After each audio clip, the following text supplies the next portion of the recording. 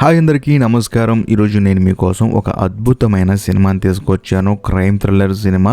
ఇంక ఈ సినిమా కథ విషయానికి వస్తే మన కథలో హీరోయిన్ కి ఆగ్రోఫోబియా అని ఒక రోగం ఉంటుందన్నమాట. అంటే నలుగురితో కరవలేదు, ఇంట్లోంచి బయటకు వెళ్ళలేదు, అందుకనే ఎప్పుడు తాను ఇంట్లోనే ఉంటూ ఉంటుంది. అలాంటి సమయంలో హీరోయిన్ వాళ్ళ ఇంటికి పక్కనున్న ఇంట్లో ఒక హత్య జరుగుతుందన్నమాట. ఆ హత్యని హీరోయిన్ చూస్తుంది. కాకపోతే అసలు ఇంట్లో నుంచి బయటికి రాలేని మన కథలో హీరోయిన్ ఆ హత్య చేసిన హంతకుడిని ఎలా పట్టుకుంది అనేది సినిమా కదా. సినిమా చాలా అంటే చాలా బాగుంటుంది, అస్సలు మిస్ అవ్వకండి. ఇంకా లాస్ట్ ట్విస్ట్ అయితే మీరు ఖచ్చితంగా ఎక్స్పెక్ట్ చేయరు, ఆ రేంజ్ లో ఉంటుంది. ఈ సినిమా పేరు ఏంటంటే the women in the window. ఇంకా డైరెక్ట్ గా కథలోకి వెళ్తే ఈ సినిమా ఓపెనింగ్ మన కథలో హీరోయిన్ చూపిస్తారు. బేసికల్ గా హీరోయిన్ కి ఏంటంటే ఆగ్రోఫోబియా అని చెప్పేసి ఒక రోగం ఉంటుందన్నమాట. ఆ రోగం ఉన్న వాళ్ళు ఇంట్లో నుంచి బయటికి వెళ్ళలేరు. ఒకవేళ వెళితే మాత్రం ఊపిరాడక చాలా ఇబ్బంది పడిపోతూ ఉంటారు. సో దాంతో హీరోయిన్ ఎప్పుడు చూసిన ఇంట్లోనే ఉంటుంది. అందులోనూ హీరోయిన్ కి పెళ్ళి ఒక పాప కూడా ఉంటుంది. కాకపోతే హీరోయిన్ వాళ్ళ భర్త తన నుంచి విడిపోయి తన కూతురుని తీసుకుని వెళ్ళిపోతాడు. మరోపక్క మన కథలో హీరోయిన్ లైఫ్ స్టైల్ ఏంటంటే ఎప్పుడు చూసినా ఇంట్లోనే ఉంటుంది. అన్ని కార్యక్రమాలు ఇంట్లోనే అనమాట. ఫుడ్ కూడా బయట నుంచి వస్తుంది. ఆ తర్వాత హీరోయిన్ ఆ ఫుడ్ తినుకుంటూ సినిమాలు చూసుకుంటూ కుటుంబ సభ్యులకి అంటే తన భర్తకి తన కూతురికి ఫోన్ చేసుకుంటూ ఆ ఇంట్లోనే జీవితాన్ని గడిపేస్తూ ఉంటుంది. అదే సమయంలో హీరోయిన్ వాళ్ళ ఇంటికి ఆపోజిట్ ఇంట్లో ఎవరో రెంట్కి దిగుతారనమాట. వాళ్ళని హీరోయిన్ కిటికీలోంచి చూస్తూ ఉంటుంది. కట్ చేస్తే మరుసటి రోజు హీరోయిన్ ని మీట్ అవడానికి ఒక డాక్టర్ వస్తాడు. ఆయన ఎవరో కాదు, హీరోయిన్ కి ట్రీట్మెంట్ ఇచ్చే ఆయన హీరోయిన్ మీట్ అయిన తర్వాత ఏంటి సంగతులు ఎలా ఉన్నావు అని చెప్పేసి అంతా ఎంక్వైరీ చేస్తూ ఉంటాడు.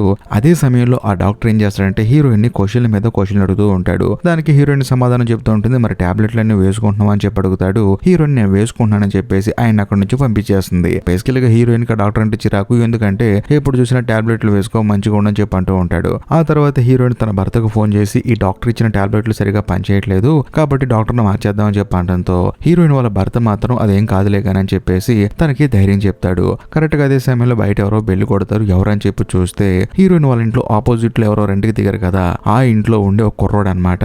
వాడేంటంటే ఒక చిన్న గిఫ్ట్ తీసుకొని హీరోయిన్ దగ్గరకు వస్తాడు. మా అమ్మగారు అందరికి గిఫ్ట్లు ఇమ్మన్నారని చుట్టూ ఉన్న వాళ్ళకి పరిచయం చేసుకోమన్నారని చెప్పి అనడంతో హీరోయిన్ కూడా సరే నీ పేరేంటని చెప్పి అడిగితే నా పేరు రసూల్ అని చెప్పేసి అంటాడు. ఆ తర్వాత వీళ్ళిద్దరు సరదాగా మాట్లాడుకుంటున్నప్పుడు ఆ రసూల్ గారు ఫ్రిడ్జ్ మీద హీరోయిన్ వాళ్ళ భర్త ఫోటో, ఆ తర్వాత కూతురు ఫోటో చూసి ఎక్కడున్నారు వీరని చెప్పి అడిగితే లేదు నేను నా భర్త విడిపోయామని చెప్పేసి అంటుంది. మరి మీరు ఏం చేస్తారండి అని చెప్పి అడిగితే నేను ఒక చైల్డ్ సైకియాట్రిస్ట్ అని చెప్పేసి అంటుంది. ఆ తర్వాత రసూల్ గారు ఏంటంటే విండోలో చూస్తే వాళ్ళ నాన్న కనిపిస్తాడు. మా నాన్న అంటే నాకు భయం, మా నాన్న ఇక్కడ తీసుకొచ్చాడు నన్ను, నాకు ఇక్కడ ఎవరు తోడలేరని చెప్పి అంటున్నప్పుడు హీరోయిన్ ఏముంటుందంటే నేను నీకు తోడుంటాను అని చెప్పేసి తనతో ఒక ఫ్రెండ్ లా మాట్లాడుతూ ఉంటుంది. ఎందుకంటే హీరోయిన్ ఒక చైల్డ్ సైకియాట్రిస్ట్ కదా, అందుకని తనకు నచ్చినట్టుగా మాట్లాడి మన ఇద్దరం కలిసి ఉందాం అని చెప్పేసి తన కొన్ని సినిమా క్యాసెట్లు ఇచ్చేసి అక్కడి నుంచి ఇంటికి పంపించేస్తుంది. కట్ చేస్తే మరుసటి రోజు ఉదయాన్నే బయట ఎవరో బెల్లి కొడతారనమాట. బెల్లి కొట్టిన తర్వాత హీరోయిన్ కూడా వెళ్ళి డోర్ తీస్తుంది. ఒక జుట్టు అతను లోపలికి వస్తాడనమాట. అతను ఎవరో కాదు, హీరోయిన్ వాళ్ళ ఇంట్లో బేస్మెంట్ ఉంటుంది. ఆ బేస్మెంట్ ని అద్దెకిస్తుంది అనమాట. మనకు కూడా తోడుగా ఉంటాడని చెప్పేసి. ఆ తర్వాత ఆ అద్దెకుండి అతను లోపలికి వెళ్ళేటప్పుడు హీరోయిన్ ఏమంటాడంటే చూడండి ఈ రోజు సాయంత్రం హాలోవీన్ ఫెస్టివల్ వస్తుంది కాబట్టి పిల్లలతో కొంచెం జాగ్రత్త అని చెప్పేసి తను అక్కడ నుంచి లోపలికి వెళ్ళిపోతాడు. సర్లే అని చెప్పేసి హీరోయిన్ అనుకుంటుంది. కట్ చేస్తే సాయంత్రం అవుతుంది. పిల్లలు బయట గోల చేసుకుంటూ హీరోయిన్ వాళ్ళ ఇంటి మీద కొడుగుడ్లు విసిరేస్తూ ఉంటారు. ఎందుకంటే హాలోవీన్ ఫెస్టివల్ వచ్చినప్పుడు పిల్లలు రకరకాల వేషాలు వేసుకొని బయట తిరుగుతూ ఉంటారు. వాళ్ళ కోసం అని చెప్పి చాక్లెట్లు పెట్టాలి కదా, హీరోయిన్ మాత్రం అలా పెట్టకుండా అలా చూస్తూ ఉంటుంది. దాంతో వాళ్ళ కోపం వచ్చేసి కోడిగుడ్లు విసురుతూ ఉంటారు. హీరోయిన్ బాధపడుతూ ఉంటుంది. ఏం చేయాలో తెలియక డోర్ ఓపెన్ చేసే సమయానికి సడన్ గా ఆ వెలుతురు మొహం మీద పడటం వల్ల తాను కళ్ళు తిరిగి అక్కడే పడిపోతుంది. ఆ తర్వాత బయట ఉన్న ఒక లేడీ తీసుకొచ్చేసి హీరోయిన్ ని లోపల పడుకోబెడుతుంది. కొంత సమయం గడిచిన తర్వాత హీరోయిన్ కి స్పృహ వస్తుంది అనమాట. వచ్చింది ఎవరో కాదు, క్యాథరిన్ ఒక లేడీ అనమాట. ఆ లేడీ ఎవరో కాదు, ఈ సినిమా స్టార్టింగ్ లో హీరోయిన్ కలవడానికి ఒక కుర్రోడు వచ్చాడు కదా, ఇంటి ఎదురుగా అద్దెకి దిగినోడు రసూల్ అని, వాడి అమ్మ అనమాట ఈవిడ. వచ్చిన తర్వాత క్యాథరిన్ కూడా హీరోయిన్ ని పరిచయం చేసుకుంటుంది. మీ ఇంటి ఎదురుగా అద్దెకి దిగాం మేము, సరదాగా మాట్లాడదాం అని చెప్పి వచ్చానని చెప్పి అంటంతో హీరోయిన్ కూడా తన ప్రాబ్లం చెప్తుంది. తనకి ఆగ్రోఫోబియా ఉందని చెప్పేసి, తను బయటికి వెళ్తే చాలా ఇబ్బంది పడతానని చెప్పేసి జరిగింది మొత్తం చెప్తుంది. ఆ తర్వాత ఇద్దరు సరదాగా మాట్లాడుకుంటారు. అలా మాట్లాడుకున్నప్పుడు హీరోయిన్ ఏం చేస్తుందంటే క్యాథరిన్ చెవులు కొన్న ఇయర్ రింగ్స్ బాగున్నాయి అని చెప్పేసి పొగుడుతుంది. దాంతో తాను ఏమంటుందంటే నా బాయ్ ఫ్రెండ్ ఇచ్చాడని చెప్పి అంటంతో హీరోయిన్ కి మైండ్ బ్లాక్ అవుతుంది. మీకు ఆల్రెడీ పెళ్ళైంది కదండి, మీ ఆయనకి తెలిసే విషయం చెప్పి అంటంతో మా ఆయన ఒక పనికి మాలినోడు, ఎప్పుడు చూసినా స్ట్రిక్ట్ గా ఉంటాడు, పాపం నా కొడుకు చాలా ఇబ్బంది పడుతున్నాడు, వాడు అమాయకుడు అని చెప్పి అంటంతో హీరోయిన్ కూడా అవునా అని చెప్పేసి వింటుంది. ఆ తర్వాత ఇద్దరు కలిసి ప్యాక్ ఆటాడతారు. బాగా లేట్ అయిపోవడంతో క్యాథరిన్ ఏం చేస్తుందంటే తన ఇంటికి వెళ్ళిపోతుంది. అలా వెళ్ళిపోయిన కొంత సమయానికి క్యాథరిన్ వాళ్ళ హస్బెండ్ అంటే రసూల్ గడ్ వాళ్ళ నాన్న అనమాట, తానేంటంటే హీరోయిన్ వాళ్ళ ఇంటికి వచ్చి నా భార్య గాని నా కొడుకు గాని ఇక్కడికి వచ్చారని చెప్పి అంటంతో హీరోయిన్ ఏమంటుందంటే మీ భార్య ఏం రాలేదండి ఇక్కడికి, ఉదయం పూట ఎవరో ఒక అబ్బాయి వచ్చాడు, మీ అబ్బాయి అంటే కదా, మీరే పంపించారంట కదా అని చెప్పేసి అంటంతో ఆయన కూడా సరే అని చెప్పేసి అక్కడ నుంచి వెళ్ళిపోతాడు. బేసికల్ గా హీరోయిన్ కావాలని చెప్పి అబద్ధం ఆడింది. ఎందుకంటే అంటే ఆల్రెడీ క్యాథరిన్ చెప్పింది కదా తన భర్త మంచోడు కాదని చెప్పేసి, అందుకని కావాలని అలా చెప్పింది. కట్ చేస్తే మరుసటి రోజు హీరోయిన్ ప్రశాంతంగా స్నానం చేస్తున్నప్పుడు బయట ఏదో సౌండ్ వస్తుంది అనమాట. ఏంటని చెప్పేసి వెళ్ళి చూస్తే ఎదురింట్లో అద్దెకి దిగారు కదా వాళ్ళ ఇంట్లోంచి సౌండ్లు వస్తూ ఉంటాయి. కరెక్ట్ గా అదే సమయంలో కోపంగా క్యాథరిన్ కూడా అక్కడ నుంచి బయటకు వచ్చేస్తుంది. ఆ తర్వాత హీరోయిన్ కి డౌట్ వచ్చేసి వెంటనే రసూల్ కి ఫోన్ చేస్తుంది. ఫోన్ చేసి ఏం జరిగిందని చెప్పేసి అంటే ఏమీ లేదని చెప్పేసి మనోడేమో కవర్ చేస్తూ ఉంటాడు. ఆ తర్వాత రసూల్ వాళ్ళ నాన్న ఫోన్ తీసుకుని ఎవరు మీరు ఏంటని చెప్పి అడిగితే, లేదండి మీ ఇంట్లోంచి ఏదో సౌండ్స్ వస్తున్నాయి అందుకే ఫోన్ చేశానని చెప్పి అంటంతో, ఏం లేదు చిన్న పని చేసుకుంటున్నాం అని చెప్పేసి ఫోన్ కట్ చేస్తాడు.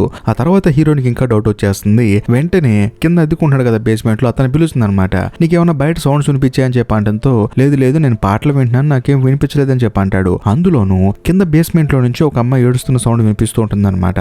ఒకవేళ వాడు గర్ల్ ఫ్రెండ్ ఏమో అని చెప్పేసి హీరోయిన్ లైట్ తీసుకుంటుంది. ఆ తర్వాత తను ఒక కెమెరా ఫిక్స్ చేసుకొని ఆ కెమెరా కొంచెం జూమ్ చేసి ఎదురింట్లో చూస్తూ ఉంటుంది. చూస్తే ఎదురింట్లో ఉంటున్న రసూల్ అనే కుర్రాన్ని వాళ్ళ నాన్న తిరుగుతూ ఉంటాడు అనమాట. దాంతో వాడికి కూడా కోపం వచ్చేసి అక్కడ నుంచి బయటకు వచ్చేస్తాడు. బయటకు వచ్చిన తర్వాత వాడు డైరెక్ట్ గా హీరోయిన్ దగ్గరకు వస్తాడు. వచ్చిన తర్వాత హీరోయిన్ కి వాళ్ళ నాన్న గురించి చెప్తాడు. మా నాన్న అనుకున్నంత చెడ్డోడేం కాదు, కాకపోతే వర్క్ స్ట్రెస్ ఎక్కువ అవటం వల్ల ఇంటికి వచ్చిన తర్వాత ఏదైనా చిన్న డిస్టర్బెన్స్ వస్తే అరుస్తూ ఉంటాడని చెప్పి అంటంతో హీరోయిన్ ఏమంటుందంటే నువ్వేం కంగారు పడుకు నీకు నేనున్నానని చెప్పేసి అంటుంది. ఆ తర్వాత రసూల్ కూడా సరే అని చెప్పేసి అక్కడ నుంచి వెళ్ళిపోయేటప్పుడు హీరోయిన్ వాడిని వెనక్కి పిలిచి నువ్వేం కంగారు పడుకురా నీకు నేనున్నా అని చెప్పేసి, తను ఒక చైల్డ్ సైకియాట్రిస్ట్ కదా చిన్నపిల్లల మనస్తత్వం ఎలా ఉంటుందని చెప్పేసి తనకు బాగా తెలుసు. అందుకనే వాడిని హక్ చేసుకొని నీకు నేనున్నాను, నీకు ఎటువంటి ప్రాబ్లం వచ్చినా సరే నాకు ఫోన్ చేయని చెప్పేసి తన మొబైల్ నెంబర్ ఇచ్చేసి తనని తిరిగి ఇంటికి పంపించేస్తుంది. కట్ చేస్తే మరుసటి రోజు ఉదయాన్నే హీరోయిన్ లేచి తన భర్తతో మాట్లాడుతుంది అనమాట. ఇలా ఎదురింటి ఇలా జరిగిందని చెప్పేసి. దాంతో హీరోయిన్ వాళ్ళ భర్త ఏమంటాడంటే మనకెందుకమ్మా, ఒకవేళ నీకు అంతగా డౌట్ గా ఉంటే పోలీసులకు ఫోన్ చేసి చెప్పు అంత అయిపోతుందని చెప్పేసి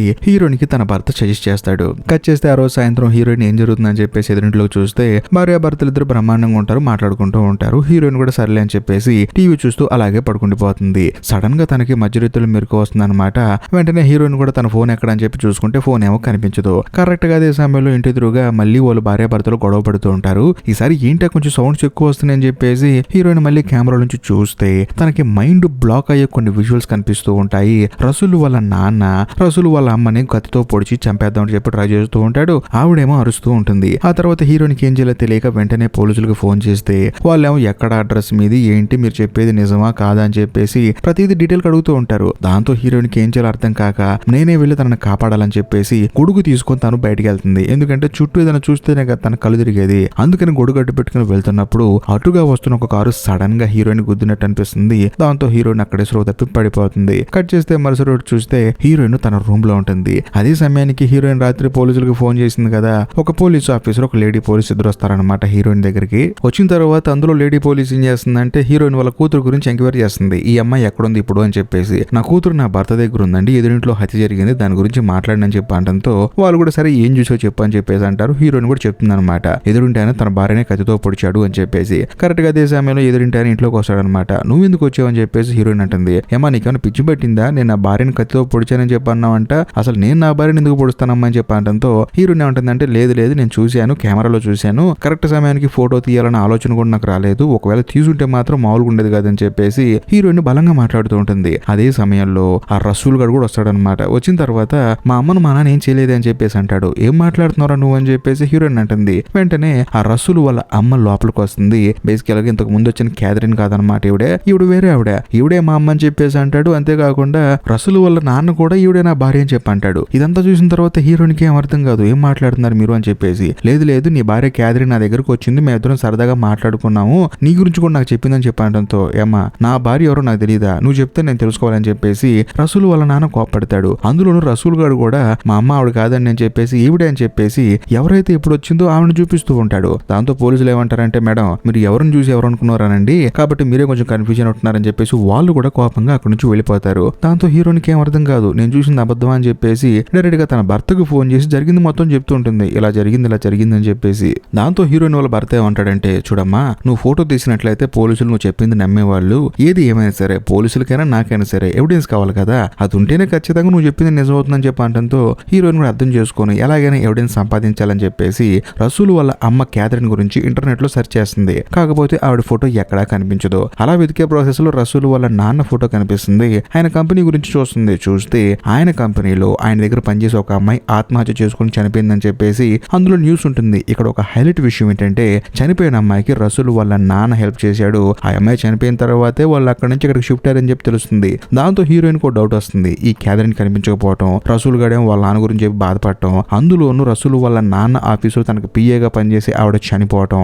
ఆ చనిపోయిన ఆవిడకి వీడు డబ్బులు ఇవ్వటం, డబ్బులు ఇచ్చి ఇక్కడికి రావటం, ఒకవేళ పిఏ చనిపోవడానికి కారణం కూడా వీడేనేమో అని చెప్పేసి రసూల్ వాళ్ళ నాన్న మీద హీరోయిన్ డౌట్ పడుతుంది. దాంతో తానేం చేస్తుందంటే తన ఇంట్లో బేస్మెంట్ లో ఒక అతను అద్దెకుంటున్నాడు కదా, అతను అడుగుదాం అని చెప్పేసి మెల్లగా అక్కడికి వెళ్ళి చూస్తే అతనేమో బేస్మెంట్ లో ఉండడు. సరే అని చెప్పేసి రూమ్ లోకి లోపలికి వెళ్ళి చూస్తే అక్కడ కొన్ని లెటర్స్ ఉంటాయి. అప్పుడు హీరోయిన్ కి తెలిసే విషయం ఏంటంటే తన బేస్మెంట్ లో అద్దెకుంటున్న వాడు జామీన్ మీద బయటకు వచ్చిన ఒక ఖైదీ అనమాట. కాకపోతే బయటకు వచ్చిన తర్వాత పోలీసులకు కనిపించకుండా వాడేంటంటే టైం అయిపోయిన తర్వాత కూడా బయట తిరుగుతూ ఉన్నాడు. దానికి సంబంధించిన లెటర్స్ వచ్చాయన్నమాట.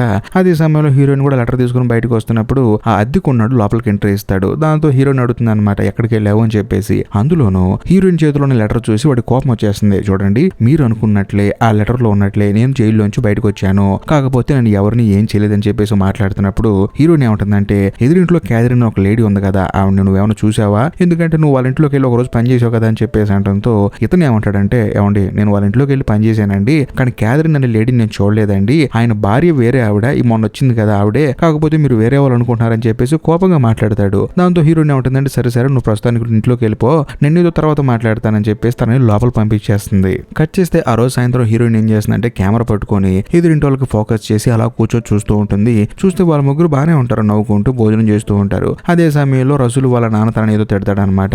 దాంతో మనోడు బాత్రూమ్ లోకి వచ్చి బాధపడుతూ ఉంటాడు. దాన్ని ఫోటో తీస్తుంది హీరోయిన్. కాకపోతే రసూల్ వాళ్ళ అమ్మ ఏదైతే వాడు వాళ్ళ అమ్మ అని చెప్పి అన్నాడో ఆవిడే హీరోయిన్ కి ఫోన్ చేసి నేను ఇందాక నుంచి అబ్జర్వ్ చేస్తున్నాను, నువ్వు విండోలోంచి చూస్తూ ఉన్నావు, ఇంకొకసారి విండోలోంచి మమ్మల్ని చూస్తే మాత్రం నేను పోలీసులకు ఫోన్ చేస్తానని చెప్పి అనడంతో హీరోయిన్ కూడా సడన్ గా కిటికీ దగ్గర నుంచి పక్క వచ్చేస్తుంది. కట్ చేస్తే మరుసటి రోజు హీరోయిన్ ఒక పిల్లిని పెంచుకుంటుంది అనమాట. ఆ పిల్లి కనిపించదు. సడన్ గా బేస్మెంట్ లో సౌండ్ చేస్తూ ఉంటుంది. దాంతో ఆ బేస్మెంట్ లోకి వెళ్ళాలంటేనే భయపడుతుంది. ఎందుకంటే వాడేమో జైలు నుంచి బయటకు వచ్చినాడు. అందులో రాత్రి కొంచెం కోపంగా మాట్లాడాడు. సర్లే అని చెప్పేసి కొంచెం ధైర్యం తెచ్చుకుని బేస్మెంట్ లోకి వెళ్ళి చూస్తే మంచం కింద పిల్లి అరుస్తూ ఉంటుంది. దాంతో హీరోయిన్ కూడా సరే అని చెప్పేసి పిల్లిని తీసుకుని పైకి లేచి బయటకు వస్తున్నప్పుడు సడన్ గా టేబుల్ మీద ఒక ఇయర్ రింగ్ కనిపిస్తుంది. అది ఎవరిదో కాదు, ఈ సినిమా స్టార్టింగ్ లో రసూల్ వాళ్ళ అమ్మని అని చెప్పేసి హీరోయిన్ మీట్ అయిన కదా ఒక లేడీ, ఆ క్యాథరిన్ది ఆవిడదనమాట. అది చూసి హీరోయిన్ స్టన్ అయిపోతుంది. అంటే ఆవిడ నిజంగానే ఉందని చెప్పేసి హీరోయిన్ మెంటల్ గా ఫిక్స్ అయిపోతుంది. ఆ తర్వాత హీరోయిన్ మళ్ళీ పైకి వచ్చిన తర్వాత విండోలోంచి చూస్తే రసూల్ గాడు కొంచెం బాధపడుకుంటూ బయటకు వెళ్తూ ఉంటాడు అనమాట.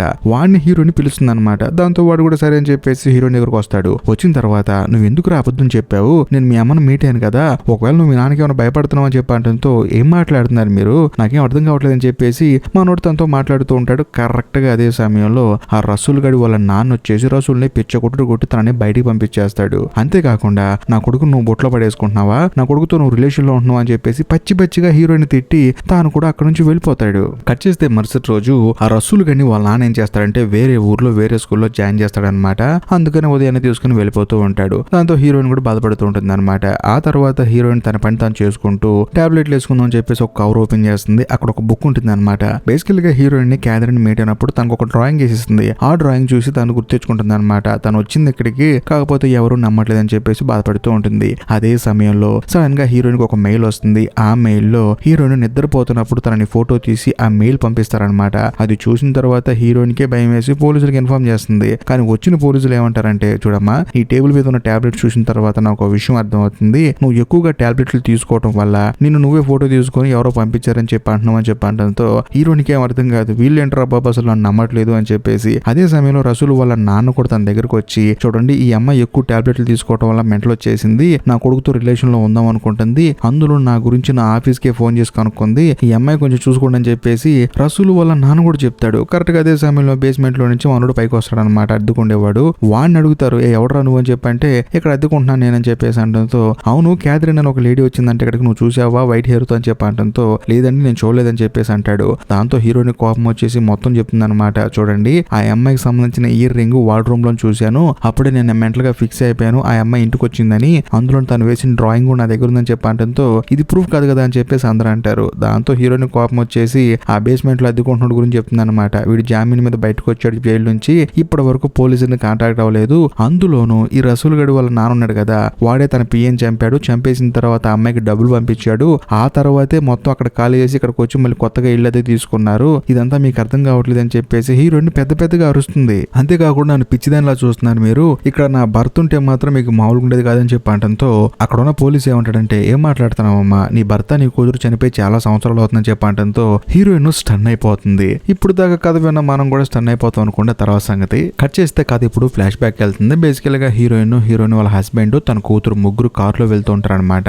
అలా వెళ్లేటప్పుడు హీరోయిన్ ని తన హస్బెండ్ అడుగుతాడు, నువ్వు వేరే వాళ్ళతో రిలేషన్ లో ఉంటున్నావు అంటే కదా, ఇది నిజమని అని చెప్పేసి. దాంతో హీరోయిన్ లేదే అని చెప్పేసి అంటే కరెక్ట్ గా అదే సమయంలో హీరోయిన్ ఎవరితో అయితే ప్రెసెంట్ లో రిలేషన్ లో ఉంటుందో వాళ్ళు ఫోన్ చేస్తారు. దాంతో హీరోయిన్ భర్త కోపం వచ్చేసి నేను మాట్లాడతా అని చెప్పేసి ఫోన్ లాక్కుంటాడు. కానీ హీరోయిన్ మాత్రం నువ్వేం మాట్లాడాల్సిన అవసరం లేదని చెప్పేసి ఆ ఫోన్ లాక్కుంటుంది. అలా వీళ్ళిద్దరు ఫోన్ లాక్కునే ప్రాసెస్ లో అనుకోకుండా హీరోయిన్ కార్ డ్రైవ్ చేస్తుంది కదా, ఆ కార్ ని యాక్సిడెంట్ అయ్యేలా చేస్తుంది. ఆ కార్ యాక్సిడెంట్ లో హీరోయిన్ భర్త తన కూతురు అక్కడే చనిపోతారు. అలా జరిగిన తర్వాతే హీరోయిన్ కి అగ్రోఫోబియా వచ్చిందనమాట.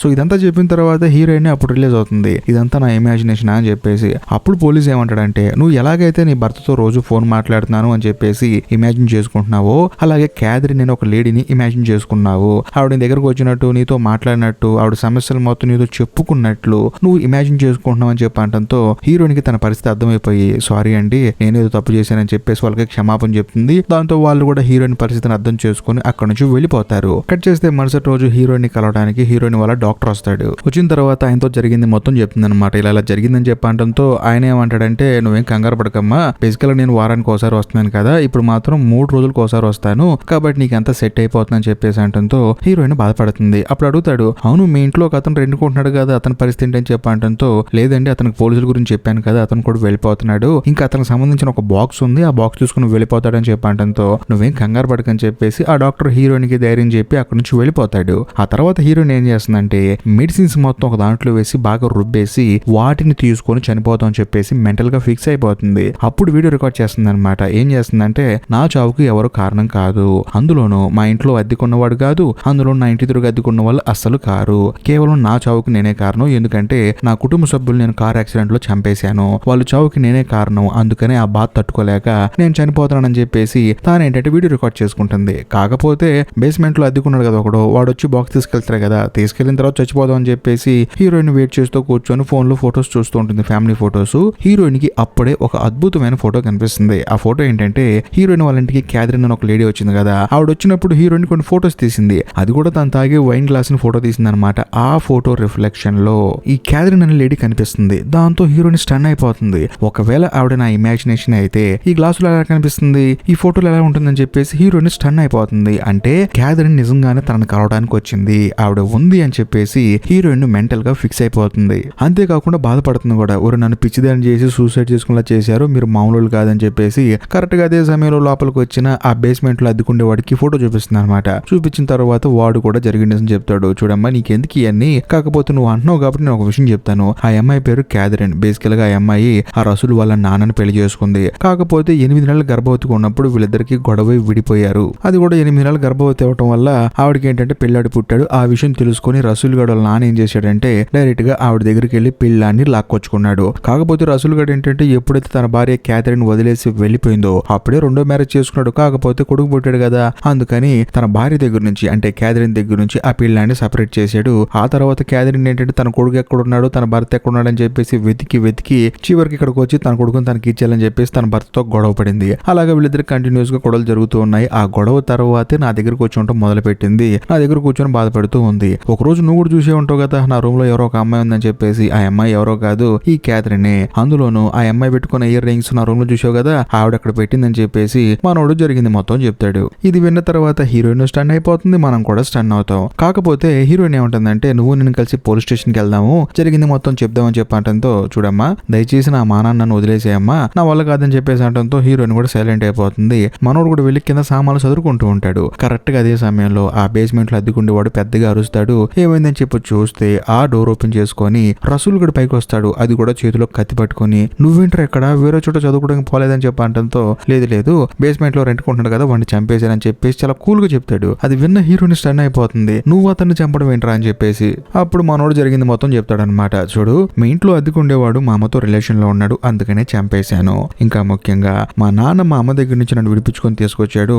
ఎప్పుడైతే మా అమ్మ ఇక్కడికి వచ్చి గొడవ చేసిందో అప్పుడే నాకు అర్థమైంది ఈవిడే మా అమ్మ అని చెప్పేసి. కాకపోతే మా నాన్న దగ్గర పనిచేసే పిఏ నేనే చంపాను, ఎందుకంటే ఆవిడ మా నాన్నతో చాలా క్లోజ్ గా ఉంటుంది, మా నాన్నతో రిలేషన్ లో ఉంది, అందుకని తనని కోపంతో చంపేశాను. కాకపోతే ఇక్కడ ఒక హైలైట్ విషయం ఏంటంటే, మా అమ్మ ఇక్కడికి ఎందుకు వచ్చింది, నా కోసం కదా, వచ్చి మా నాన్నతో గొడవ పడాలి కదా, నా కొడుకు కావాలని చెప్పేసి. అది కాకుండా మీ ఇంట్లో అద్దెకుంటున్నాడు కదా వాడితో రొమాన్స్ చేస్తుంది చేస్తుంది. అందుకని నాకు కోపం వచ్చేసి మా ఇంట్లోనే మా అమ్మని కత్తితో పొడిచి చంపేశాను. కాకపోతే ఇప్పుడు నేను ఇక్కడ ఉండడానికి మెయిన్ రీజన్ ఏంటంటే నువ్వు కూడా చనిపోవాలి. ఎందుకంటే నువ్వు ఎవడో గొట్టంగాడితో రిలేషన్ లో పెట్టుకొని నీ భర్తని నీ కూతుర్ని మోసం చేశావు. ఆ మోసంతో సహా వాళ్ళు కార్ యాక్సిడెంట్ లో చనిపోయారు. కాబట్టి నువ్వు కూడా చనిపోవాలి. కానీ నేను చంపను, నువ్వే చనిపోవాలి. అది కూడా టాబ్లెట్లు మింగి చనిపోవాలి. అనుకున్నావు కదా సూసైడ్ చేసుకొని చనిపోదామని చెప్పేసి. కాబట్టి నా కళ్ళ ముందే నువ్వు టాబ్లెట్లు మింగి చనిపో అని చెప్పడంతో హీరోయిన్ స్టన్ అయిపోతుంది. ఎందుకంటే ఈ క్యాథరిన్ ని చంపింది ఇప్పటి వరకు హీరోయిన్ ఏమనుకుంటుంది, ఆ రసూల్ గాడు నాననుకుంటుంది. కాకపోతే ఈ రసూల్ గాడే అనే సంగతి హీరోయిన్ అస్సలు గీసుకోవట్లేకపోతుంది.